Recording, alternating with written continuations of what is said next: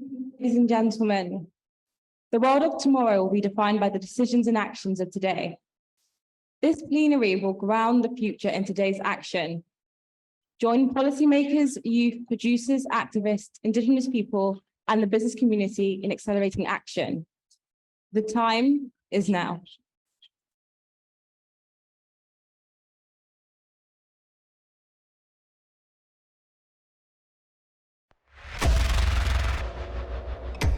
Imagine the world in the year 2050. Chances are, it'll look a lot like the world we live in today, except even hotter, drier, and more unstable. We'll see even deadlier and more destructive disasters. New conflicts will arise over the few precious natural resources we have left. But wait a minute, is that really how we want our future to look? What if we could take control of our fate by building our resilience against the challenges to come? It's time to move to a low-carbon economy that puts people and nature first. We need all hands on deck to rethink our relationship with our planet. And to do that, we have to make sure that everyone has the opportunity to contribute. Find out how by joining us on the 11th and 12th of November and bringing your voice to the UN COP27 conference in Sharm el-Sheikh, Egypt, from wherever you are in the world. Connect and network with top innovators, scientists, creatives, and financiers. Find hope through art, music, and inspiring stories. And help build the world of tomorrow on the frontiers of change.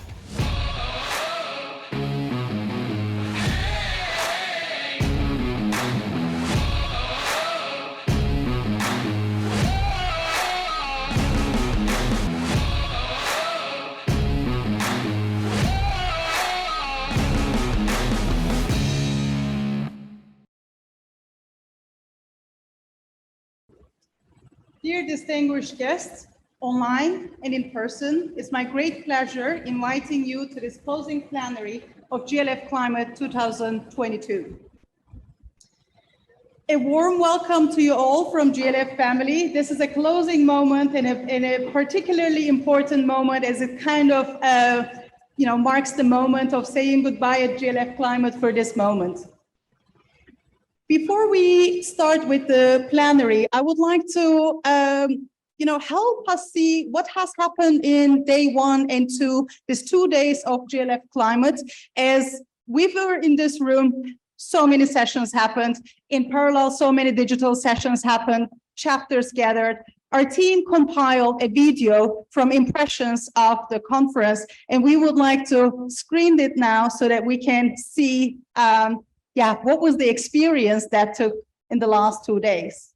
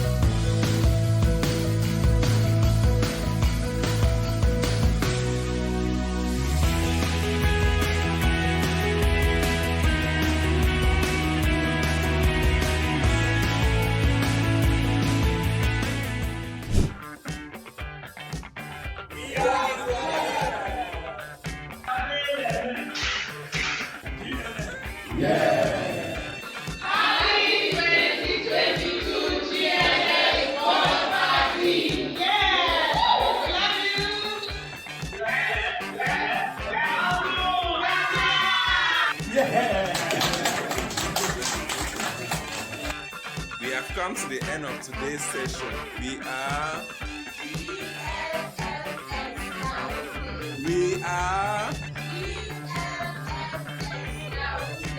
Ubina. Nous sommes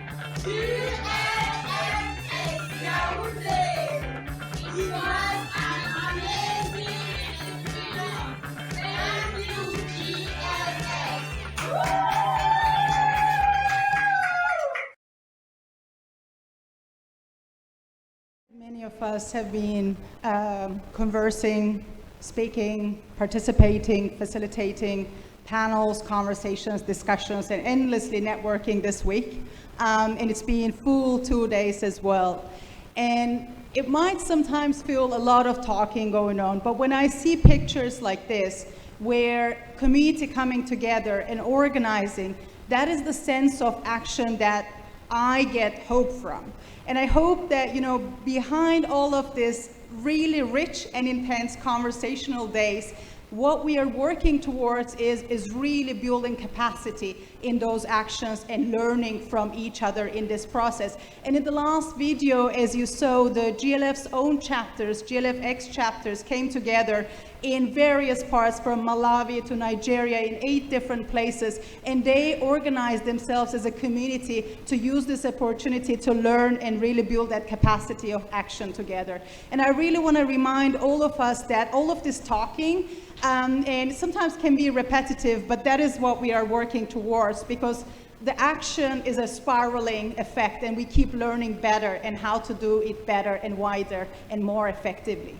So that is the invitation of today as well. But I also want to point out that one of the key messages that came out from the conference was that if nature could invoice us for what we are taking from it, we would be acting much more quickly. And when I hear that, it gives me goosebumps, and I think we very much feel it. And the invitation will be, how can we take it to the heart and bringing into, even more real action going forward? And a real message that our team felt coming through many conversations happening was, it is too late to prevent climate change, and yet it is not too late to adapt.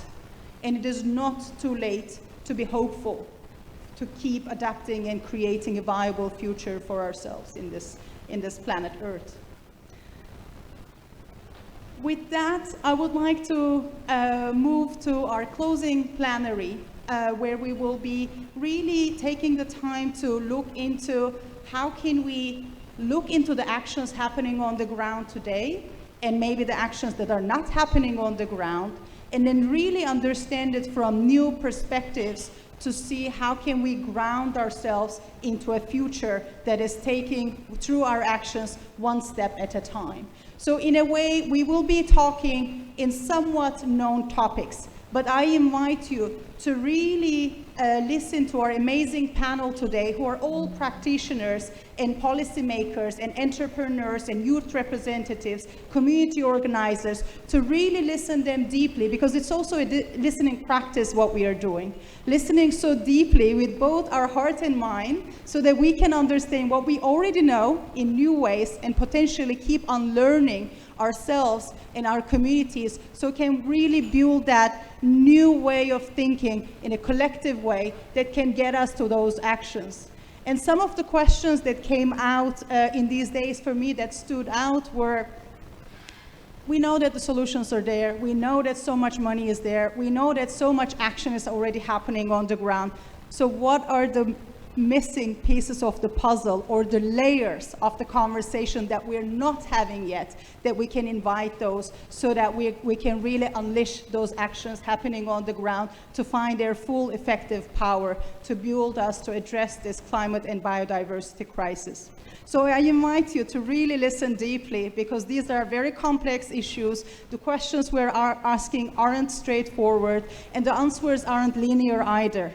I guess that's a bit of the practice that, how can we, this spiraling issues across sectors and stakeholders and scales of the world, how can we think from a non-linear perspective to see the connections so that we can be more effective in our actions? That will be a part of the exploration during this plenary. And I thought another language might also help us to get us started in this plenary. And I wanted to read a poem for you. And this poem was shared by the architect and poet Yewande Omotoso with us. And it is titled, "When Will We Tire of Waiting?" When will we tire of waiting for the right day to protect the seed? Yesterday hanging on the low branch, today hanging on the high branch, tomorrow unreachable and then gone. Every day onwards is now, and every day past is now too. Tomorrows were lost the first time we took the guts and called them gold. Will it be too late to find tomorrow is the day that we relearn the true value of guts left unmined and call the unborn seeds golden? So I hope that that opens a new perspective to us from the language of poetry, and we will be looking into this throughout the keynote and panel. We are very grateful to When Is Now campaign and African Climate Reality Project who connected us to access these beautiful artwork of Yowanda that we could bring to you today. To get started, I would like to invite two keynotes, and afterwards a panel is going to follow us. One of the first keynote that I would like to invite is from Johann Flaschbart, who is the German Secretary for the Ministry of Economic Cooperation and Development. German State Secretary has a long career working in development for the environment and an ambassador of landscape approaches. Let's listen to the pre-recorded address of German State Secretary.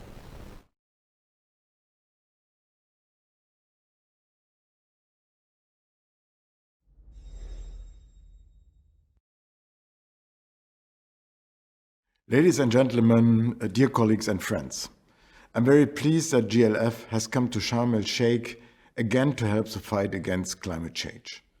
A global food crisis is looming as a result of the war against Ukraine.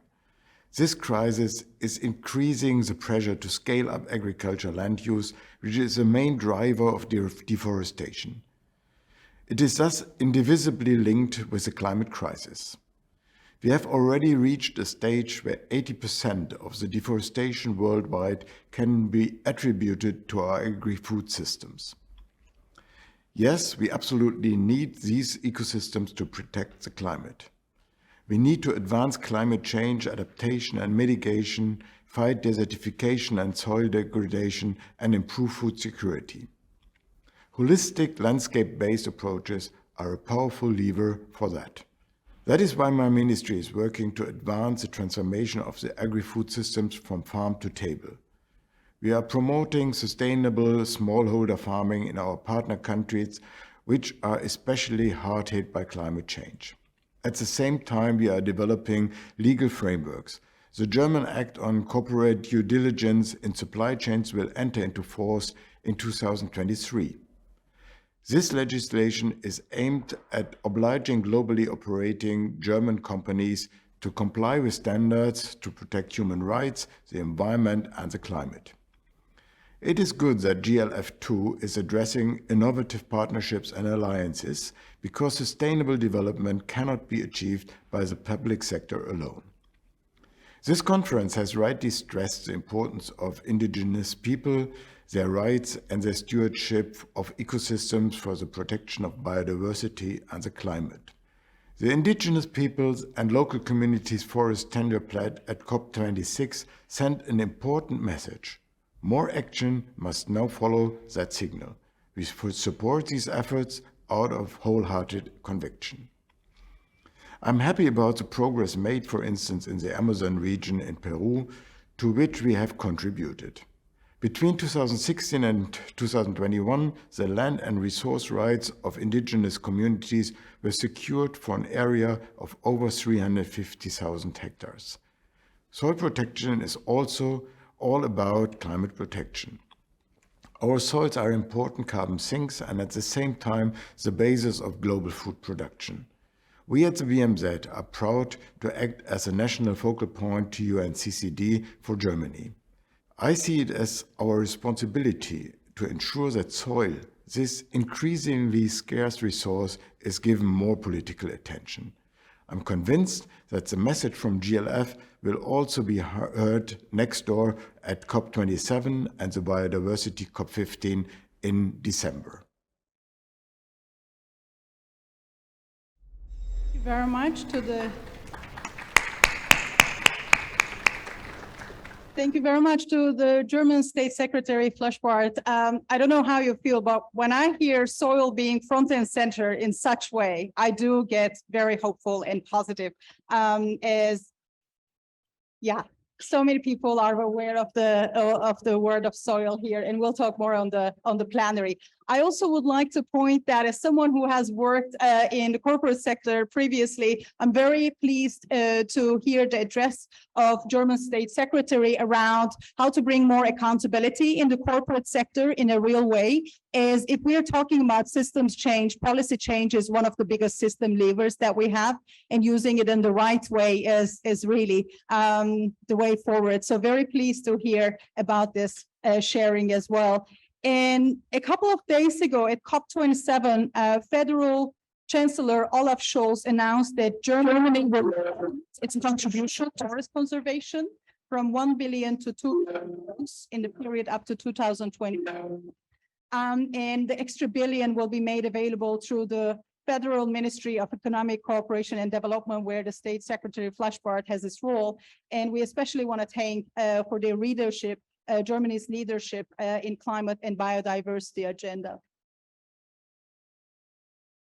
To continue, I would like to invite one more keynote speaker to join us and share, especially from the finance look, how we can really build a vision towards decarbonizing the future.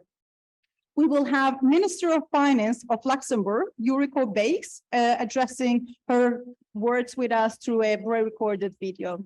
So we can have it now.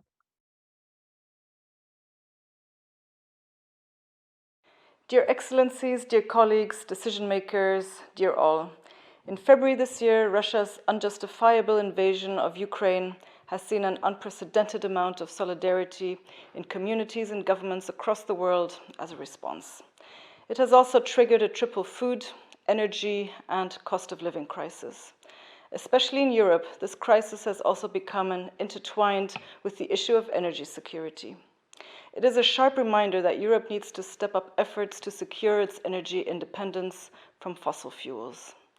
Together with a significant reduction in energy consumption, transitioning to sustainable energy is the only way for governments to address the vulnerability that has been laid bare by Russia's aggression. It is our common priority in addressing climate change, which remains the most existential threat we face. We know that we cannot remain spectators to the devastating effects of climate change, as in some parts of the world, floodings are taking away whole villages, while in other parts, rivers are drying up due to sweltering heat waves. The conference today has exposed the interconnected crisis that the world is facing, including climate change, the COVID pandemic, armed conflict, energy crisis, high inflation, and economic downturn now. Ecosystem restoration is a key strategy for achieving a net zero future, providing opportunities for climate mitigation, adaptation, and sustainable economic development. Scaling up investments in ecosystem restoration is critical to meet these goals, as well as a stronger collaboration between private financial institutions, governments, multilateral, and local communities. Luxembourg recognizes the key role that natural capital plays in the economy, as half of the world's GDP is moderately or even highly dependent on nature. In order to meet the international targets related to addressing the climate crisis, land degradation, and biodiversity loss, it is clear that investments in nature-based solutions will have to almost triple by 2030. In addition, the benefits of climate finance are still inadequately shared. Less than 2% of climate finance flows reach small farmers and local communities. This is why we are proud to have created the Luxembourg GLF Finance for Nature platform, to accelerate the mainstreaming of investments for nature-based solutions and to share lessons learned, good practices, innovations, and solutions with other countries on how to boost finance for nature. For Luxembourg, greening finance and financing green are two sides of the same coin. Luxembourg is greening finance thanks to initiatives such as the Luxembourg Green Exchange, which is raising global ambition in the green bond market, the Luxembourg Sovereign Sustainability Framework, the first of its kind for a European country and first in the world for a AAA rated country. And Luxembourg is financing green with key initiatives such as the International Climate Finance Accelerator, supporting the next generation of climate investment funds. The Luxembourg EIB Climate Finance Platform, investing to de-risk funds in order to mobilize the private sector. And innovations like our Forest and Climate Change Fund, investing in new business models for the sustainable use of forests. In the context of our partnership with the GLF, the 6th Investment Case Symposium will be organized in March 2023. It facilitates connecting investors to verified local project leaders who are capable of providing nature-based solutions for their communities. I invite you all to participate as well. Thank you very much for your attention and your participation in today's conference.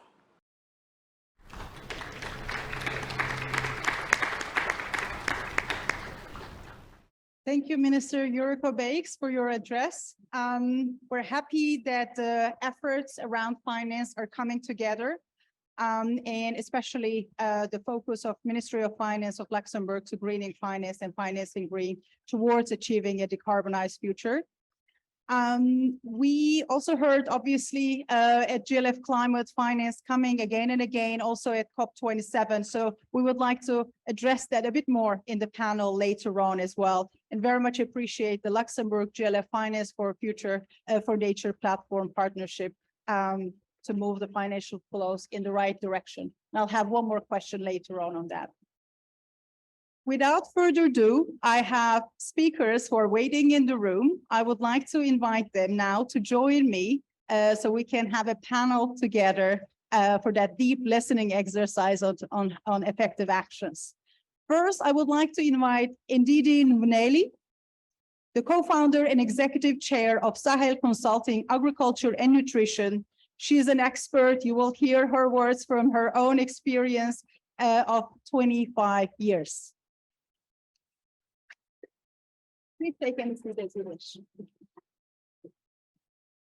Next, I would like to invite Ludmila Ratis, who's a scientist at the Woodwell Climate Research Center and Instituto de Pesquisa Ambiental de Amazonia. Excuse my pronunciation. And we will go into the effects of climate and biodiversity and deforestation and effect on that on the decarbonizing the world. Next, I would like to invite Ambroise Payold, who is the Vice President of European Investment Bank. And we will be looking especially around how can we create financing for environment, climate action, and the circular economy. Please join me on the stage as well.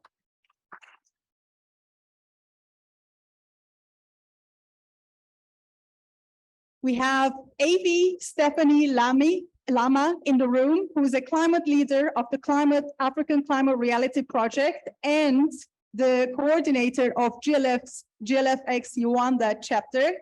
Very much looking forward to discussing the gender, youth, and the community organizing with you. Please join me on the stage.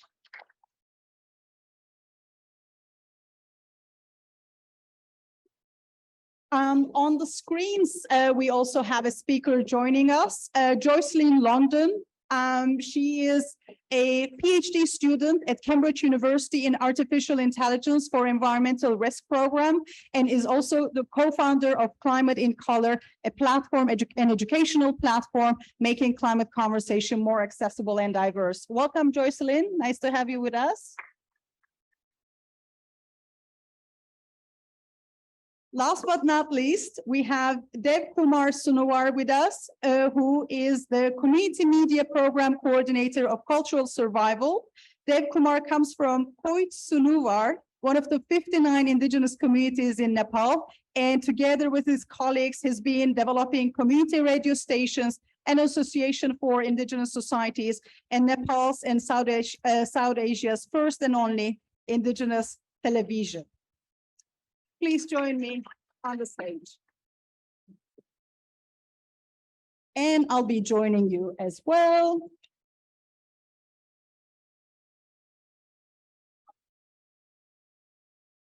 No worries, I'll sit there, but if you don't mind, I'll take this microphone and then maybe we can change them, change it between us. A little.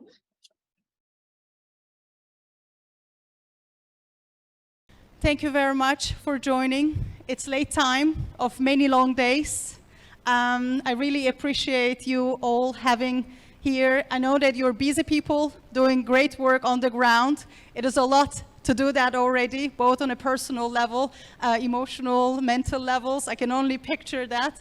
And then coming here, also taking that time to really pass that message further that you think the most important to pass on.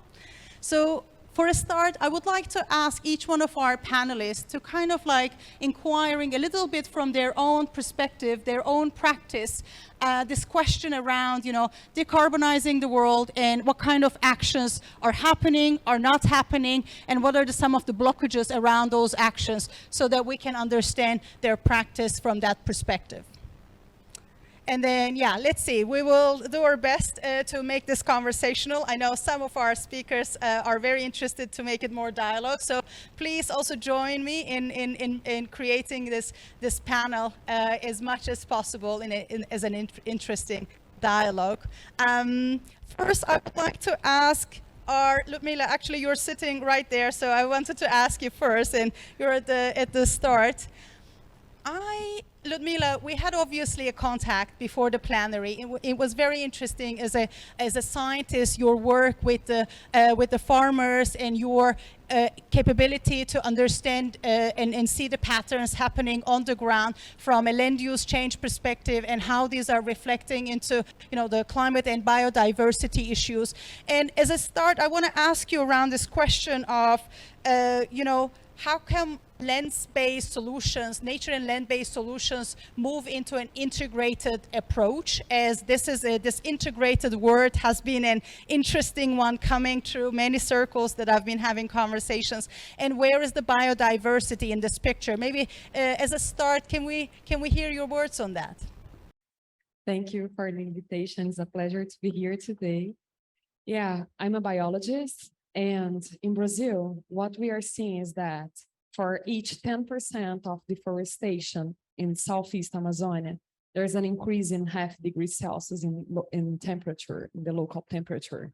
And 50% of the greenhouse gas emissions in the country are because of land use change, mostly deforestation. And that deforestation is because of agricultural expansion, mostly.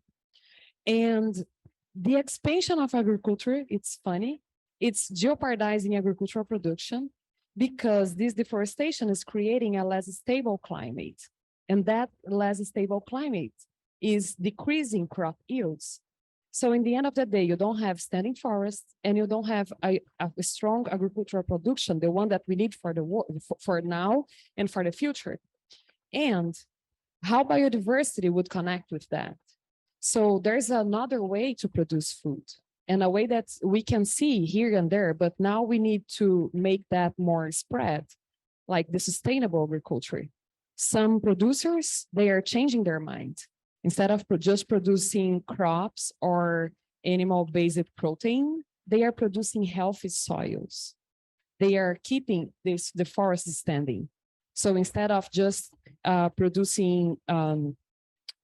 instead of just conventional agriculture, they are changing for multi-cropping systems, for more like soil microbial, like rich, and also to keeping standing forests. And those standing forests, what is happening behind the scenes is that like a lot of animals keeping that forest more healthier, from pollinators to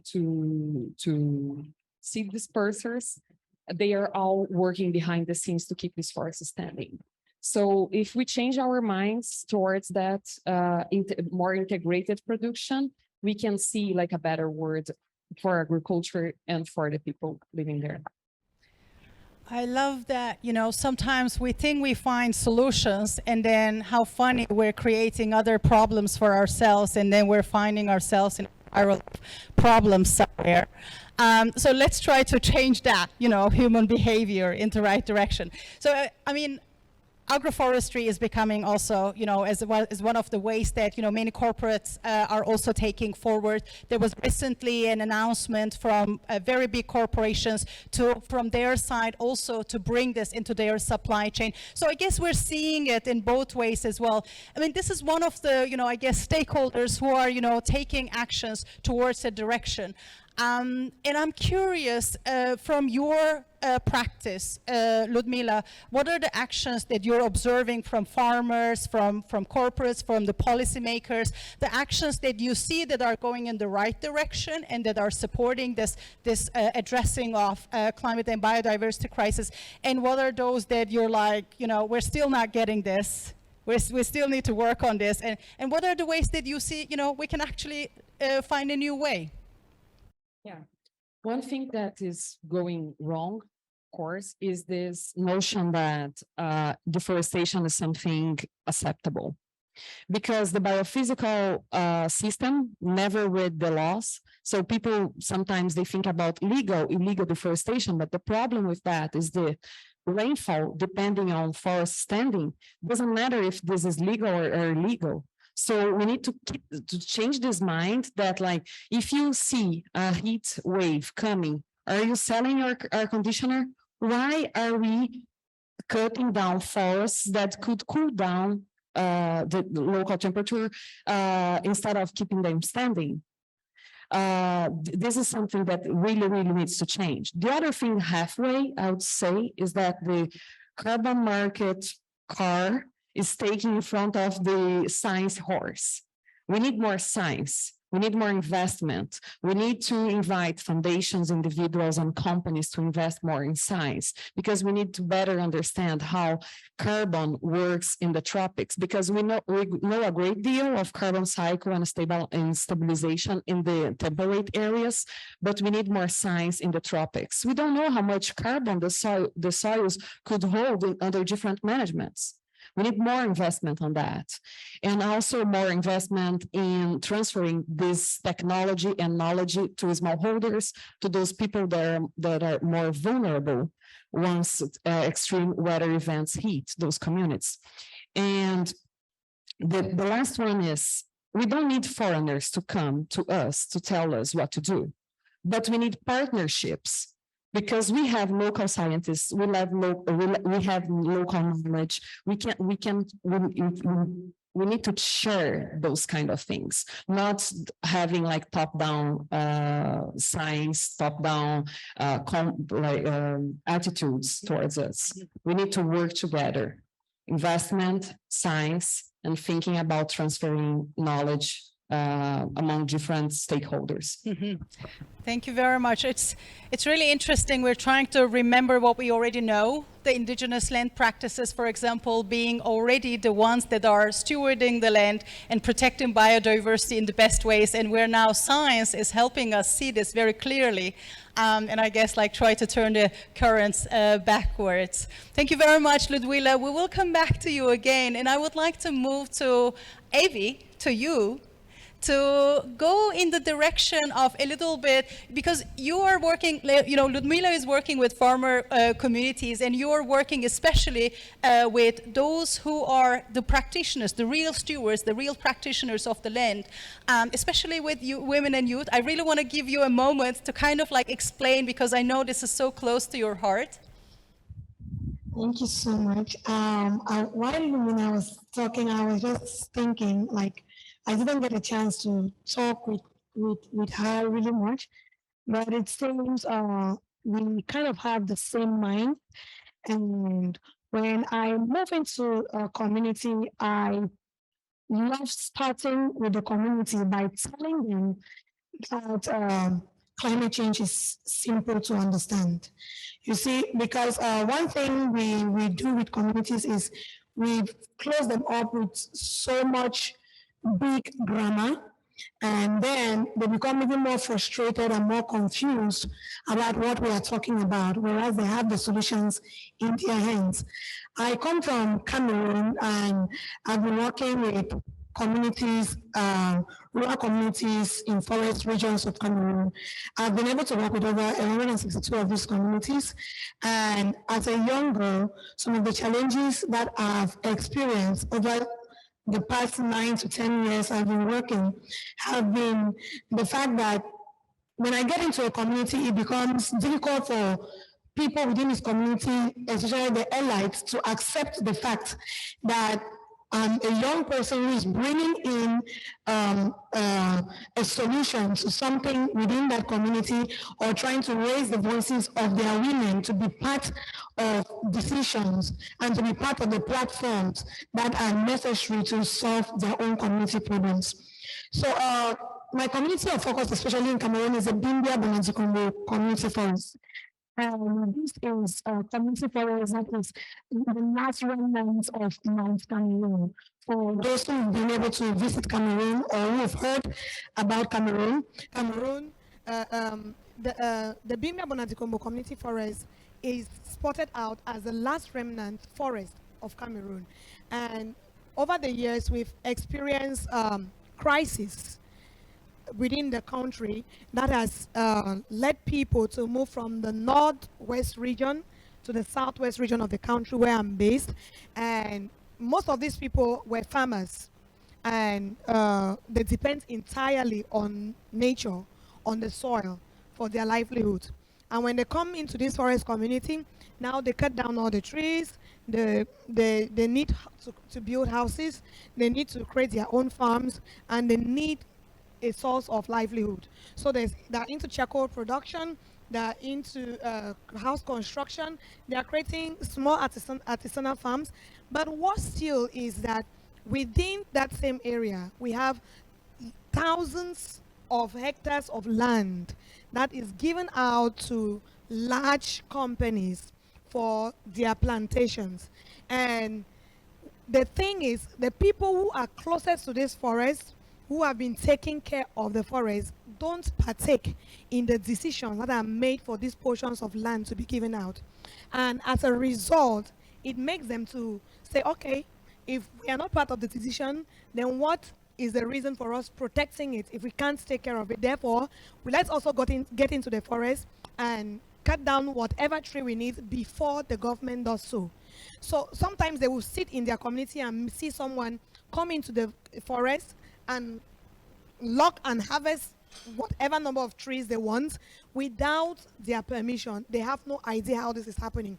And what's still is that women, some men who might understand, or some allies within the community who might have a knowledge of what is happening, and because they know there are royalties that come from behind that they partake of. Now, when it comes now to some of these discussions, I carried out a research in 2020, and that was around that community forest. So that research revealed that women were supposed to be part of a climate change project that was taking place in that particular community. But what happened is, when I looked into the details of this research, interviewing over 100 women within those communities, I realized that only 4 out of these women knew about what happened within that community. And my question was why. I realized these women were married to elites in those villages.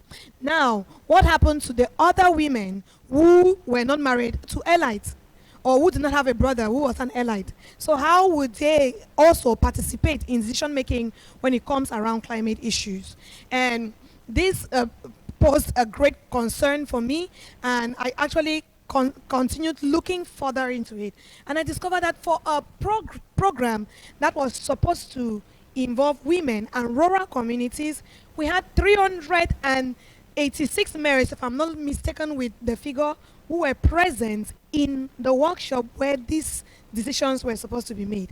These mayors don't live close to the forest. These mayors don't understand how the forest dynamics works. But these community people do understand, but they are not on the platforms where discussions are being made so that they can be part of the discussions and also communicate. Now, when I come into that platform and I begin to challenge those standards and I begin to challenge those situations, it stands out like, oh, this little girl knows nothing. And she's trying to bring up something to us that is going to destroy our women's minds. It became very frustrating to me at a point because I couldn't talk. The men would be like, no, we can't give you a chance in our community. I remember once we went to a community and we were actually shoved out because the people were frustrated, thinking we were those who were coming to take their land without informing them. So you realize that when women and those were that was a community of youth who shoved us out. So we realize that when women who are nurturers of the earth and caretakers of the forest, like I would say, because most of the work that they do within the forest are less destructive. They go into the forest to pick what they need for their homes. They harvest some fruits and they let the trees continue growing. Never a time will you see a woman carry a timber and comes out of the forest with it. She knows what she wants to get. And she goes there, she harvests from there, and she goes back home. But this is not the situation despite that they are not given the platform to be part of the decisions that they are supposed to make to be able to sustain the forest and mitigate the impact of climate change. And I guess, Evie, those people who really needs to have a say, not really finding a place to have a say is not a new thing. I think it's an experience that many of us women and other communities also experience. In a very short way, I want to ask you, I know it's hard to be in this practice and to be a leader, a pioneer, and really try to show the right future on behalf of a community, a society, in a society that doesn't maybe even understand the value of that.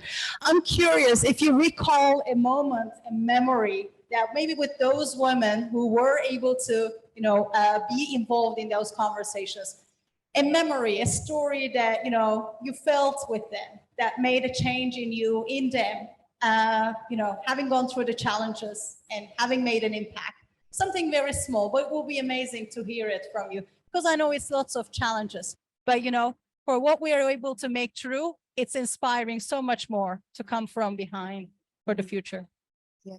So with these women in this community, I remember one time I was working when I was doing my research in the community, and I was going through some participatory rural appraiser tools with these women. So I had I was looking through seasonal calendars and historical trend analysis. And when I was going through that, I also called the women's attention. And I was asking them, okay, tell me about the changes that have been occurring within your community. And during our focus group discussions, I found them expressing themselves. And I told them, did you know, I was asking some questions, probing, did you know that this actually happened? Did you know were you part of the solution? Were you part of the discussion? And they were like, no, we did not know we had to take part in such discussions. We thought those are for men. So it doesn't involve us. And at the point I called them, I said, okay, come, let's listen to this. You are part of this community. Your voice counts. You need to be heard. And if anything happens in this community, if a landslide, because these are communities that have experienced landslides and floods. And when I asked them, the last landslide that occurred in this place, that was in 2001. There was a landslide in 2001 in the community and a landslide in 2018, which took away 24 lives and destroyed 248 houses. So I asked them, when this landslide occurred in this place, were you affected? And they were like, yes, we were affected. So what happens if the landslide actually comes and it does not only affect you, but it affects even your closest family member? Will you not feel terrible that you were not part of the decisions? Maybe you could not tell your council that, okay, let's plant a tree here because you are a woman. And because you don't own land, like they will say, so you can't make decisions that concern land. Don't you think that even if you don't own land, you can still make decisions that concern land because you take care of land? And at that point, I realized there was a light in these women, and the spark, and there was this spark from them. And ever since then, I've been working with them since 2020 until now. It's so amazing to see empowered individuals and that light moment. I think many of us experienced it in ourselves or with the communities that we work with. And I hope that, GLFX chapters are meant to, really multiply that effect as well. Thank you for sharing that, because I think we work for those moments and for really multiplying those moments as well. Evie, I want to move to now Ndidi, and I'm kind of trying to build a conversation, with our speakers who have each very different perspectives from their practices. And Ndidi, I worked with social entrepreneurs in the past. I'm a big lover of ecosystem building, and I really admire your work for so many years, working with social entrepreneurs, really initiating new ways of connecting those pioneers who are maybe hidden in the society. And you were especially focused on that food system, which obviously, very clearly linked with climate and biodiversity agenda.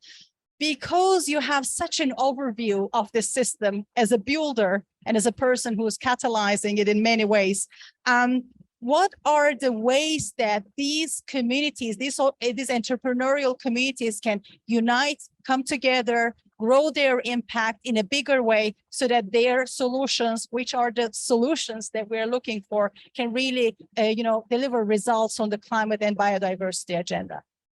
Thank you. And thanks to the team at GLF, and thanks to the dynamic women who have already spoken. So I'm the founder of an initiative called Africa Food Change Makers, which is a merger of both Nourishing Africa and Changing Narratives Africa. So we work with entrepreneurs in 37 African countries, helping them scale. And our vision is 1 million entrepreneurs who transform the food and agriculture ecosystem. And I started this initiative because, like many of you, I was working as an entrepreneur through Ace Foods, through Sahel Consulting, through Leap Africa, and recognized that many of us are isolated. We're working in silos. We all have similar problems. We're exhausted, jaded, and with the climate crisis, if you're in the food and agriculture landscape, every day is a new adventure. In Nigeria, just in the month of October, in 1 week, 800 lives lost, 1.5 million people displaced due to floods, but the devastating impact on agriculture and food is going to be felt for years to come. And every year it gets increasingly worse. So many entrepreneurs are operating in isolation. So through this movement, African Food Change Makers, we're focused on creating a community of change makers who can help each other scale. We're providing data, access to funding, training, support, and market linkages, and the community supporting each other. And I started it with a vision of saying 1 million entrepreneurs that will ensure that Africa nourishes itself and changes global narratives. Has it been easy? No. And what are some things we need to do to accelerate growth in this space? There are a few things. Number one, we need to ensure that we widen the tent. Oftentimes, we're speaking to ourselves and we're speaking to like-minded people in the same rooms. In fact, this is my first COP. And as I'm walking through the halls in the food corridors, I know all the food change agents, right? Because I sit on some major global boards. The few people know me, I know them. But I don't know the climate people. I don't know the energy people and the silo. And I'm leaving here with the same limited viewpoint of the world, sadly. So I don't think we've widened the tent big enough to create those synergies between the ecosystems. And there's no entrepreneur that can operate without needing energy, right? Without needing all the different pieces that I hear. I was on a taxi with someone who said he's the head of the Oceans Community Organization. And I said, shipping affects us entrepreneurs, right? Transport affects us, but I'm just meeting you because we're sharing a taxi.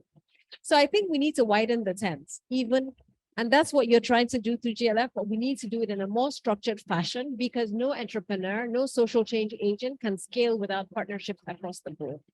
Number two, we need an enabling policy environment that almost fosters that collaboration. And this not only involves government requirements, but it also means that funders have to change because these silos are fostered by funders who also fund in a unilateral way, not through partnerships. And policy environment where we need an enabling environment to remove the bottlenecks to scaling in our ecosystem. Every single day, as you get bigger, you actually penalize for being bigger. And my sister from Cameroon will understand what I'm saying. As you grow as an entrepreneur and your influence grows, it's almost like you're penalized. So people want to hide their success. They want to hide their impact because they don't want to be penalized by tax authorities, the multiple taxation, or by the increased visibility that trouble comes. So we need a policy environment that supports and celebrates scaling because we need scale to reach the billions of people in our ecosystem. And number three, we really need to redefine the language we use. I've noticed this week, it's net positive. If you ask the average entrepreneur what net positive has to do with their daily lives, they'll tell you nothing. I mean, the global businesses can have a team working on sustainability. The average SME, even with Ace Foods, we have a food company called Ace Foods. We have 150 employees. We don't have a department that's focused on sustainability, right? By the time you get to 5,000 employees, maybe you have one person focused on sustainability. And by the time you get to maybe 10,000 employees, you can have a department.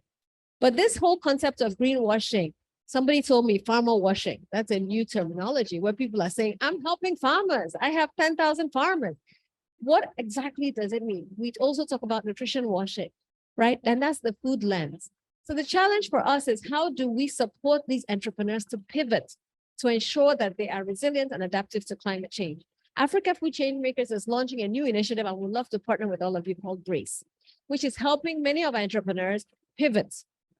How do they make sure that their businesses are resilient and adaptive so that the next flood doesn't set them back? The next drought doesn't set them back. And we have an e-learning curriculum we're building, but we need to scale it. And I'm inviting partnerships from all of you who are interested in saying, we want to work with 1 million entrepreneurs in Africa to ensure that they're resilient and adaptive. This is a free platform, a free community. And I think knowledge management, knowledge sharing, data and information, innovation and technology will allow us to leapfrog because we want to leave here stronger than we came. And we want to leave a legacy for future generations. Thank you. Thank you, Ndidi. The message is very clear. And isn't the seed the most vulnerable, fragile when it's first seeded? You know, it needs caretaking for a good period of time. And the same goes for those intentional entrepreneurs as well who go through so much. I love to ask so many more questions to you. I hope that we do it in the next round, but I would like to now move to, so you hinted some of those aspects that maybe Ambroise Fayol is going to share with us, because as Vice President of European Investment Bank, we also heard from Minister Bakes around the collaboration with European Investment Bank on the climate finance platform. We would like to hear from you around how can we rapidly deliver and scale public and private financial mechanisms for adaptation and mitigation as a start, but then also around, you know, a question of how can we build accountability around them as well. Well, thank you very much. Thanks for the invitation. There is one point that I would like to add to what you have said. Please. In Africa, the broad majority of entrepreneurs are female entrepreneurs. And that's also one more reason why we need to pay special attention to support them. EIB is the Bank of the European Union, so we are a public bank. We are financing a lot of projects that are in the priorities of the European Union, and we are transforming EIB to become the climate bank of the European Union. Most of our activity is in Europe, where we're financing a lot of projects in renewable energy, in innovation, in adaptation, etc. But between 15 and 20% of our activity is outside of Europe, and half of that is in Africa. So we do have more or less 20%, yeah. So 10 billion euros every year outside of Europe, and half of that is in Africa. So how can we scale up? Well, actually, I would say that we are doing more on financing climate more as a collectivity of multilateral development banks, more as the collectivity of the public development banks. This is what you would see in the report that we have just published. That is the report on the climate finance report. You see that clearly we are doing much more, especially in low and middle income countries. So collectively, as multilateral development banks, we do 51 billion euros in financing last year.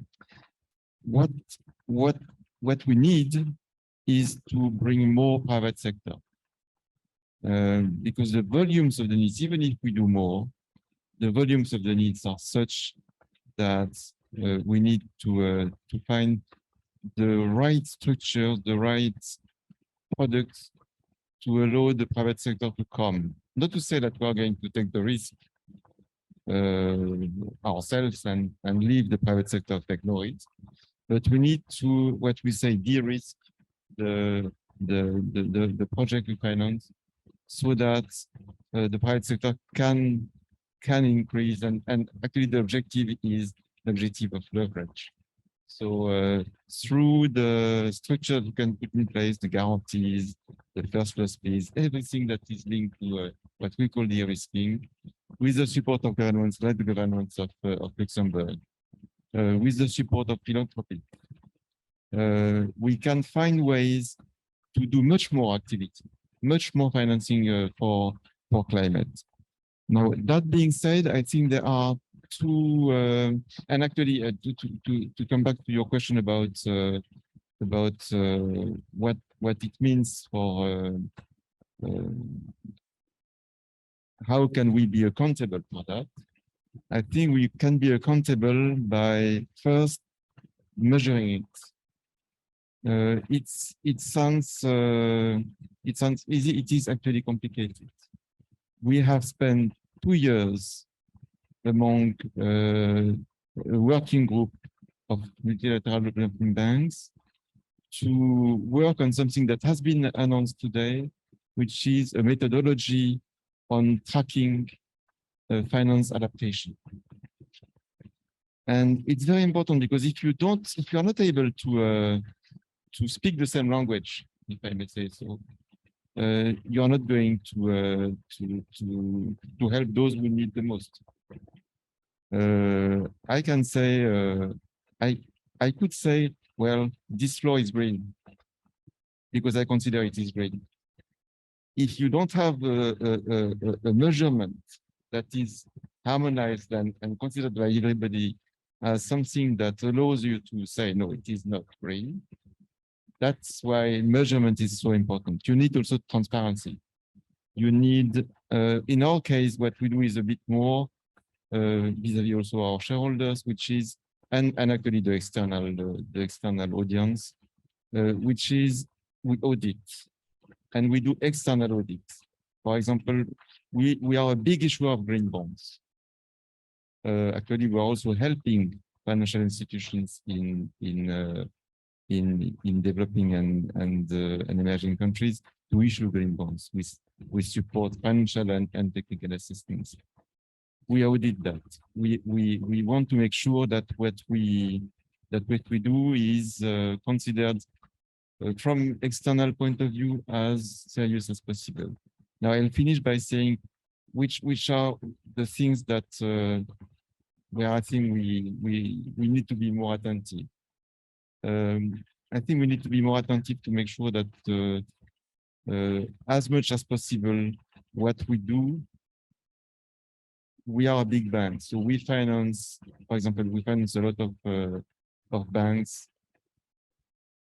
What we need to do is to finance local banks in Africa, for example. What we try to do is to select those financial institutions, African financial institutions, that are going to be the most effective in helping SMEs or helping other communities. We need to pay attention to biodiversity. COP15, here we talk about climate, COP15 is not going to be a big success. And we need to make sure that transition is going to be just transition. I want to ask one more question on that point, actually, and on the point of, the African institutions being empowered. I guess our next GLF conference on investment case will very much focus on also the Global South institutions to really bring them to the stage as well. My colleagues just shared with me that our speaker, Jocelyn, who's been patiently listening to us from the screens, as we can see and feel each other in an easier way here, being on the screens, puts you in a different, more difficult position to read and understand the room. Jocelyn, I would like to turn to you now. The way you are holding the climate agenda is from a very different perspective, if I may say so.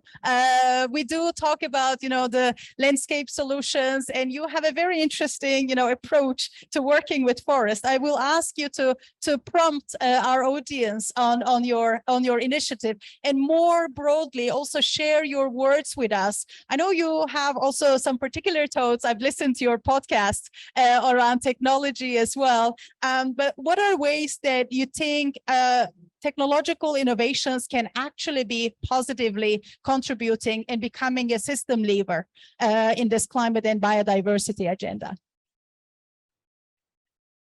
Thank you for having me. It's really great to be here, and I've loved listening to everyone else's thoughts, so diverse, and I've learned a lot. I guess I'm coming from, yes, a technological perspective, but also an ecological one. My work sits at the intersection of ecology, technology, and sociology, and my PhD research is based in the land, on the land in Ghana, with a forest fringe community who are living at the boundaries of state-imposed conservation, and really listening to the stories from Cameroon were really kind of resonating with me and my experience with communities as well. And I guess the aim of my research is to look at how using a participatory approach, using co-design, and putting technology in the hands of communities can allow them to have agency about forest management, and to impart their local ecological knowledge in the ways that technology is not only developed, but deployed in the field for conservation uses. And I think that's what I find really important, not just in forest landscapes, but in food landscapes, and even in urban landscapes. When technologies are being deployed, who has created them? Who's behind the design of them? What questions does this technology ask or answer? And who has the power to influence the deployment of that technology? Those are questions that I find really important in framing how technologies are deployed, and who receives the benefits and who receives the harms. Thank you very much, Ursula. I guess this plenary is making it very clear to the audience that how many sides of this single conversation we have, from the technology to working on the ground with community development, and so many experiences that we each one of us have in the field as well. Jocelyn, I know that you need to leave very soon. We might not get with you to the last words. Do you have some last words for you, and then we let you go?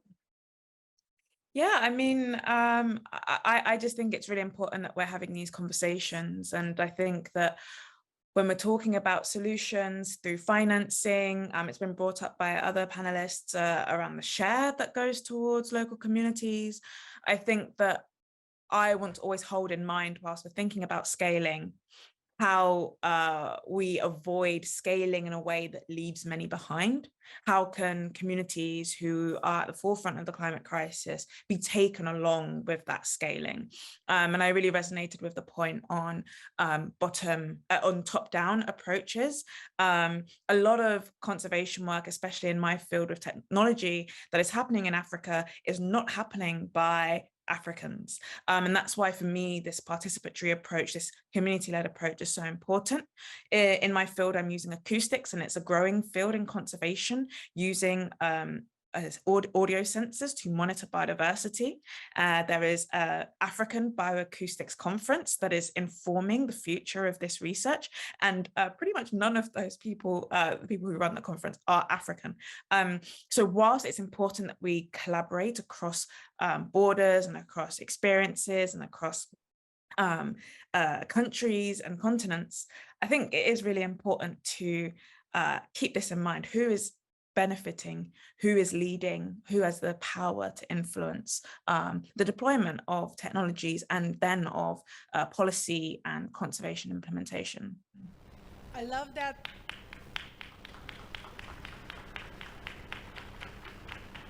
I love that point of decentralizing knowledge, power, in so many ways coming. This point was shared just in a moment ago as well. And I really love that process-oriented approach that you're putting so intentionally to front and center. And I guess that can inform many of the solutions that we are developing, and which is such a patience testing work that is slow to get results, to really see the fruits of your work and to really feel empowered for your work, but very much so a patience test for the community to be in that journey as well. Thank you so much, Joycelyn. I'll now turn to my speakers on the stage here back as well. I wanted to loop on that point with the finance, especially because we also heard from the Minister Bakes that land-based approaches will and should get much more funding, and it seems it's on the way. But I guess the point is also that these are not exactly arriving in the right places. And this question has come up, you know, in some other conversations that I've been to as well. Maybe this, Ambrose Fayol, this might be a question to you or Ndidi or anybody who feels please called to respond to this, because I guess addressing this will be super important in really empowering the right people in the right portions. I mean, for me, the big question is how can we try to help those who have projects, great projects, come to real projects that are financed. And you have a lot, we see a lot of excellent ideas, excellent projects that are not transformed into real projects. And often it is because there is a lack of, sometimes this is because the lack of what we call in the horrible word, bankability, which means we need then to bring some grant elements to the project so that it can become a project that can be financed. The second thing is what we try to do more is to have some technical assistance, capacity building, helping the promoters of projects so that they can get the not the skills but the elements that are needed to get the financing. I mean, that is very important if we want to develop projects that are extremely interesting but not to be financed because of the lack of this. So this is to me the direction to increase the number of projects that are financed. And the other avenue is to make sure that we do that with local institutions, with local financial institutions particularly. I see Ndidi wants to add. Ndidi. Just quickly, yes. So Bridgespan Group did a research that showed that of the $9 billion that went to Africa between 2014 and 2017, only 5.9% went to local organizations, only 5.9%. So I'm going to challenge funders, if you're going to take this issue seriously, ensure that you're actually funding local organizations, and define local organizations by organizations run by the local community. The board has to be majority local community. The senior management has to be majority local community, because what we're seeing in our ecosystem is somebody sitting in London or New York getting the funding, and only 6% is coming down to the ground. Enough is enough. We need to change that paradigm. Thank you. Thank you. I think I want to add to that point because a few days back, I was listening to a speech from US former Vice President Al Gore, and he's the founder of the Climate Reality Project as well. So he mentioned from his presentation that for all climate finance funding, only 14% is sent to Africa as a continent. And that is really devastating and ties to what Ndidi is saying. And looking at the fact that climate finance is very important for nature-based solutions. And these solutions, we can see it being carried out in Africa at a point. Now, I want to take this opportunity with COP27 present in Africa, at a point where Africans stand out and they understand their problems and they want to solve these problems, but they don't have the finances to be able to push forward and solve those problems. It becomes really challenging and frustrating because the work is there, the work needs to be done, but nobody can do it. And when the finances come, they come in bits. For example, you have a project that you've estimated that it might be $50,000, and at the end of the day, you receive $2,000 to execute that project. What happens to monitoring and evaluation of the project? What happens to implementation on the ground? What happens to accuracy? And then the project fails because there's no monitoring, there's no evaluation, and we can not go back to look into how the project went through. So we start all over. And so it's like Ndidi is saying, climate finances are sent to the wrong channels and they are being used wrongly instead of being used in the right direction and given to the right people. Very interesting how there are many sides to the same story, right? Different perspectives and really listening to all those perspectives. And I'm sure in the audience who will hear these messages, the funders who will hear these messages as well. I actually, just yesterday evening, I was reading about, addressing this issue, a new initiative that is completely composed of indigenous organizations to allocate the money directly from the institutions into indigenous projects, because so much indirect funding happening that the money is being allocated in some parts and not at the indigenous communities. I mean, obviously that's a gateway for me to bring you and thank you very much for patiently also waiting for us as we were having the conversation with others. I don't know if you feel proud or if you feel confused that indigenous word goes around so much in these conversations, and yet there is so many dire situations that we all see and feel around indigenous communities. And I really would like to ask you, yesterday we had Galina Angarova from Cultural Survival sharing beautiful words as well. Is all of these actions and all of these different initiatives and perspectives, doing their best to address climate and biodiversity agenda, how do you feel the best value can be created for the indigenous peoples so that we're not repeating the same mistakes, but we are really becoming partners in this journey in a new way? Thank you. Thank you. First, I would like to begin by extending my gratitude to GLF for this space. As I oversee ASIA program as under the capacity of community media programs. So I will actually share some highlights from the ASIA, especially from Nepal. As for those who are not aware about my organization, the Cultural Survival, which is one of the veteran indigenous-led organizations with 50 years of experience working to protect the rights of indigenous peoples, their culture and political resilience. And our work involves the right-based approaches and on the nexus to climate change, land and territories, community media, leadership development of women and youth. And we support indigenous communities through our advocacy, grant making, capacity building, and communications. The issue of climate change is significantly important for indigenous, for people around the world. including indigenous peoples. And the changes in the climate of the earth has created effects, devastating effects to all people around the world. The most vulnerable are the indigenous peoples and local communities who are living in the forest or near the river or the mountain or the ice, in the ice. So COP, no doubt, is one of the global effort to address the climate change.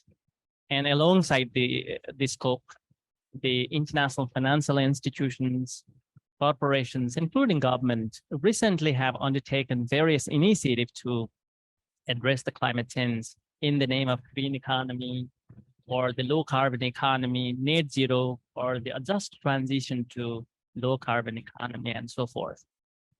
So in a way, such initiatives which are undertaken in the areas or in the land, misappropriating the resources of indigenous peoples, whether such initiatives are green or are just from the perspective of indigenous peoples, it is questionable. Let me share an example, or let's say some cases from Nepal.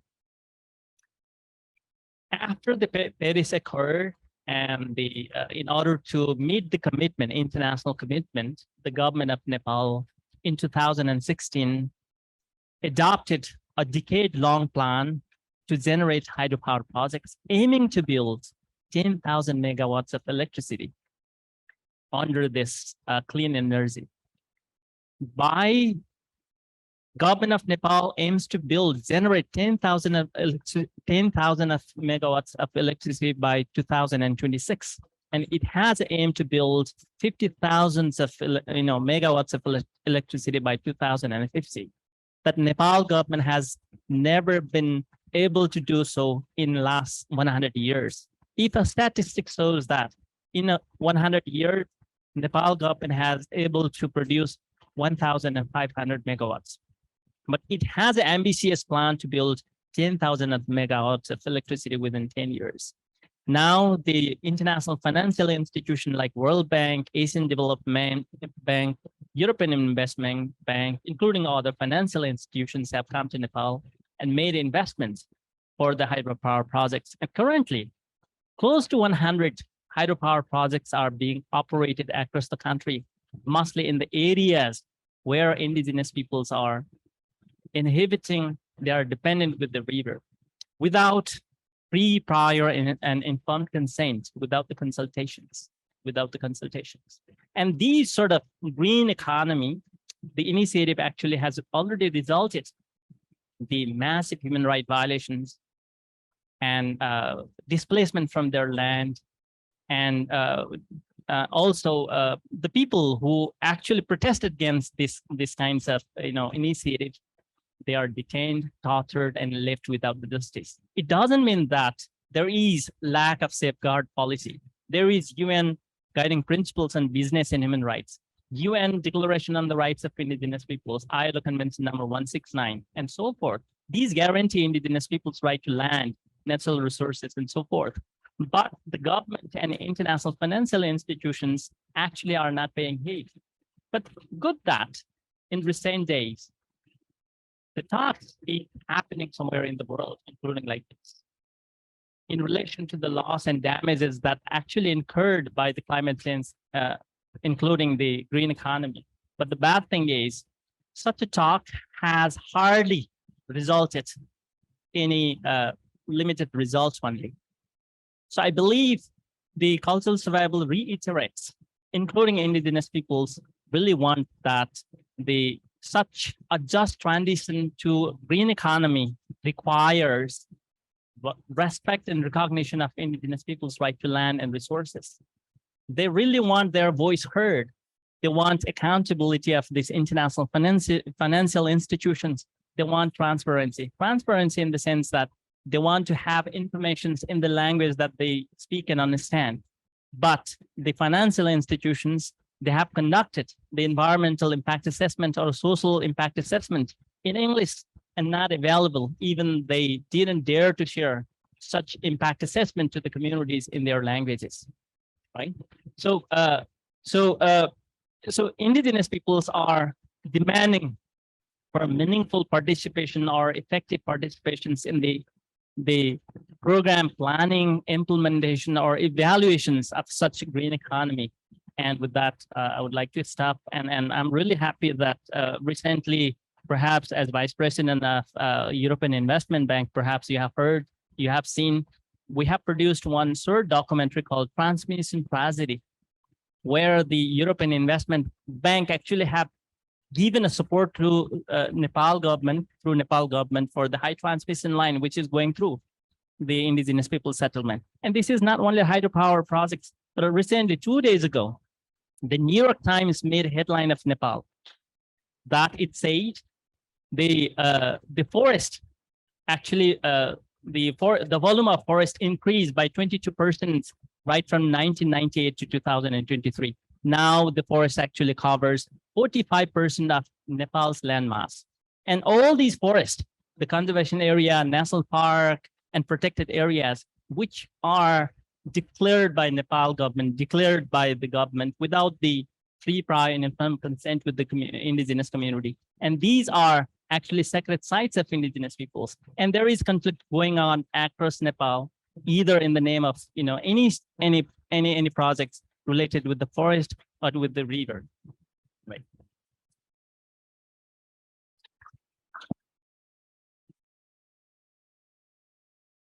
As the many crises in the world is starting to burn all of us from so many parts of the world, I think there's so many more conversations that we will have to endure. And thank you very much for bringing your perspective. And I really hope that, bridge building is a sacred work for me, because I think we're in it together. I think we experienced it in COVID, we experienced it when the climate work. And I really appreciate to pioneers from your communities, so that you can really bring the message here and then go back there and really create more of yourselves in those communities. So I'm grateful for each one of your work from your own parts of the world, really contributing to this agenda, because I know that, that's a way that I find trust in this work, that everybody does their best in the available circumstances. And I do get emotional, as I'm saying these words, because I think this is not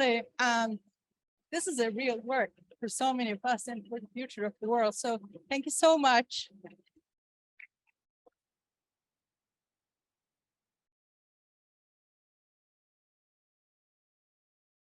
I would have loved to ask so many more questions, but I'm thinking, is the audience is still having patience to sit with us? My team is looking at me. So we will have to say it, for today. This is the conversation to have. So thank you very much for each one of you joining. I would like to say a couple of words about our conference as a closing words, and that will be the end of the evening for all of us. So, this was this year's GLF Climate, and we talked about measuring as well. And as you can see, I'm a both emotional person, but I also want to see the real things, tangible things as well. So I would like to share that we have more than 6,700 registers to attend this conference. So people from 163 countries were in tune with us, and thousands attended live in the conference platform, and social media with YouTube, Facebook Live, Twitter, Instagram, LinkedIn has been all over as well. And we had 27 million reach in total through social media. And if we are talking about, the system levers, I think in that sense, technology and social media is able to take us to provide us one of those system levers. And we had more than 500,000 likes, shares, and retweets with our hashtags GLF Climate, Think, Landscape, Act, Landscape. We had 228 speakers. We are proud to say we had 56% female speakers, 63% from Africa, Asia, Latin America, and the Caribbean in 43 sessions, including expert-led sessions, launchpads, local youth action and networking, and those hosted by 43 organizations who partner with us for this conference. it doesn't obviously end here today. The platform will be available for those of your partners, colleagues, family members, friends. Feel free to share the platform with them so that they can hear the conversation and we can multiply the effect. You can also read the GLF Climate after the conference. Check out our website for Limesteam conversations. We had lots of interviews that we were able to record here, so you're very welcome to stay in tune with us to follow those as well. And we will be also, as many of us, we're heading towards CBD COP15 only in a couple of weeks. So some energy is needed to be gathered in between for the biodiversity conference. So we will be connecting again there. And the next GLF conference is going to take place on March in Luxembourg and online for the 6th investment case symposium that asks the question of what comes next. Last but not least, I'd like to close the evening with thanking to our volunteers, sponsors, and partners. A special thanks to our social media ambassadors and the 25 in-person volunteers who've been helping us. Really big thank you. We're grateful for your support. And not only that, we had 70 digital volunteers that have supported GLF Climate over the past 2 days and weeks leading up to the event. And a special thanks to our partner, PureSpot, for event organization and for dealing with all of our requests and on-spot needs. And we would like to thank our conference partners, German Federal Ministry for the Environment, Nature Conservation, Nuclear Safety and Consumer Protection, German Federal Ministry for Economic Cooperation and Development, Government of Luxembourg, Polar, Robert Bosch Stiftung, Lavazza Foundation, European Investment Bank, GEF. We're so grateful to be supported by so many organizations. And our media partners, Farm Radio International, SciDevNet, Earth Journalism Network, Heart Soul Broadcasting, Africa.com. And last but not least, our 33 charter members and engaged members of GLF. It's a community that grows anything. So thank you for staying patient with me as I thanked all of these individuals and organizations have been supporting to build this platform of GLF and to really be that bridge builder to hopefully contribute from our side to the climate and biodiversity agenda. Thank you very much, everyone.